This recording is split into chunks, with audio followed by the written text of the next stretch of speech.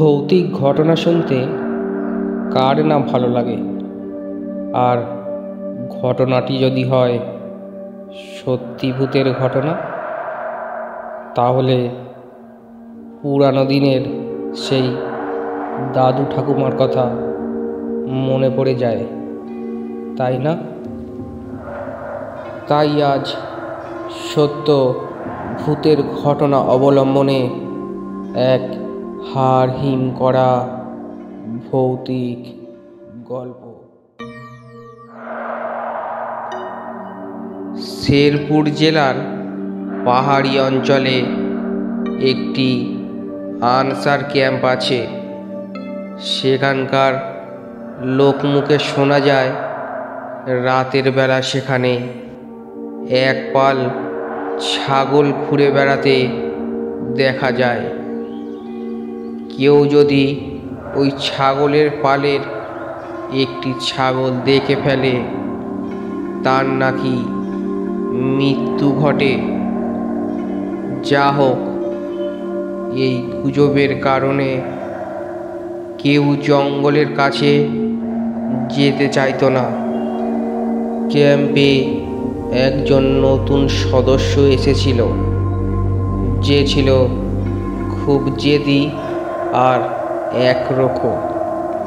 সে ওই গুজবটা শুনে সিদ্ধান্ত নিল ও রাতের বেলা ওই জঙ্গলে যাবে আর গুজবটাকে ভুয়ো প্রমাণিত করে সকালে ফিরে আসবে। সবার নিষেধ উপেক্ষা করে এক রাতে ওই সদস্য জঙ্গলের ভিতরে ঢুকলো। প্রচণ্ড আত্মবিশ্বাস আর সাহসের সাথে জঙ্গলের গভীর থেকে আরো গভীরে যেতে থাকলো। হঠাৎ খসখস করে বুনো ঝোপের ভিতর শব্দ হলো। সদস্য তার হাতের টর্চ দিয়ে ঝোপে আলো ফেলল। তাকে চমকে দিয়ে একটা মাঝারি সাইজের ছাগল চোখের সামনে দিয়ে দৌড়ে পালালো। ব্যাপারটাতে ভয়ের কিছুই নেই, কিন্তু তখনই ওই সদস্যের আত্মবিশ্বাস ভেঙে চুরমার হয়ে গেল। তার সাহসের স্থানে চেপে বসল ভয়। পিছনে আবার খসখস শব্দ।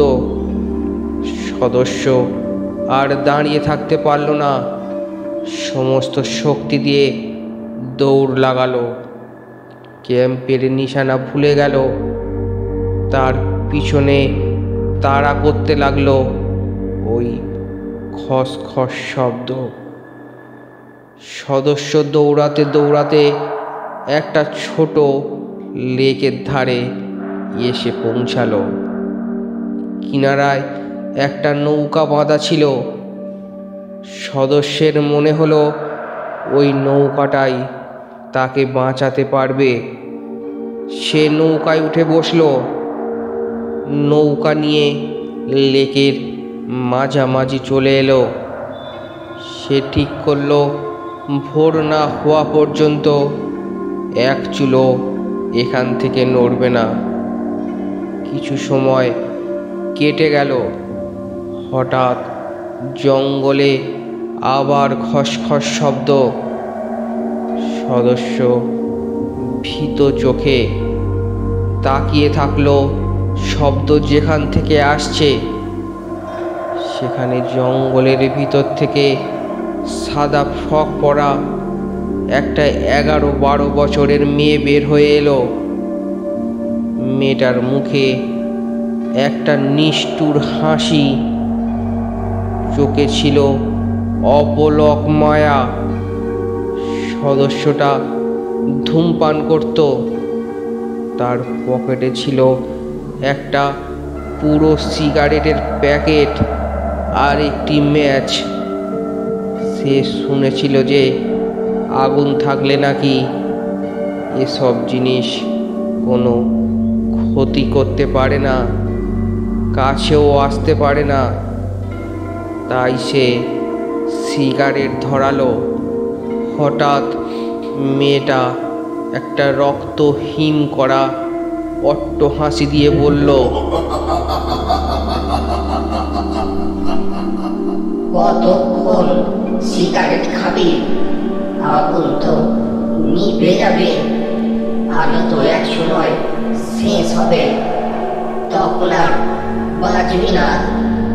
সদস্য থরথর করে কাঁপতে লাগলো। চেন স্মোকারের মতো একটা সিগারেট শেষ না হতে হতেই আর একটা ধরাতে লাগলো। তার উদ্দেশ্য ছিল কিছুতেই যাতে আগুন না নেভে। কিন্তু এভাবে আর কতক্ষণ? সিগারেট শেষ হয়ে গেল। এখন উপায়? ম্যাচে অনেক কাঠি ছিল। সদস্য ওগুলোই একটার পর একটা জ্বালাতে লাগলো। মেয়েটা লেকের তীরে দাঁড়িয়েছিল। একজনের বাঁচার অপেক্ষা আর একজনের মারার। পূব আকাশ ফর্সা হয়ে দিগন্তে আলো ছড়াতে লাগলো। বাতাসে ভেসে এলো আল্লাহ আকবর, আল্লাহ আকবর ধ্বনিতে ফজরের আজান।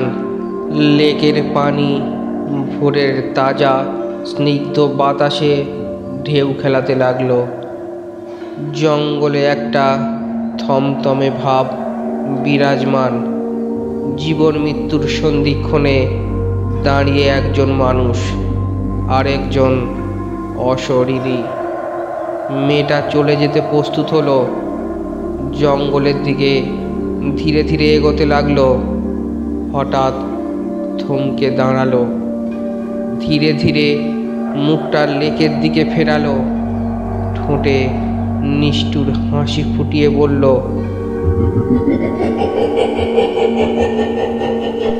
এবারের মতো বেঁচে গেলি, পরের বার আর বাঁচবি না। সদস্যের চোখের সামনে মেয়েটা অদৃশ্য হয়ে গেল। চোখে অপলক মায়া, কিন্তু গভীর এক দুঃখবোধ। সদস্য সূর্য না ওঠা পর্যন্ত লেকের পানিতে ছিল। তারপর নৌকা নিয়ে জঙ্গলের দিক দিয়ে না এসে ঘুরপথে তীরে পৌঁছালো। আর অনেক কষ্টে ক্যাম্প চিনতে পারল। তার আত্মবিশ্বাস আর সাহসের কিছুই আর অবশিষ্ট ছিল না। পরে তার আর কোনো ক্ষতি হয়নি। সে প্রাণে বেঁচে যায়। গল্পটি কেমন লাগলো অবশ্যই কমেন্টে জানাও। আর ভালো লাগলে চ্যানেলটি সাবস্ক্রাইব করে নাও। ধন্যবাদ।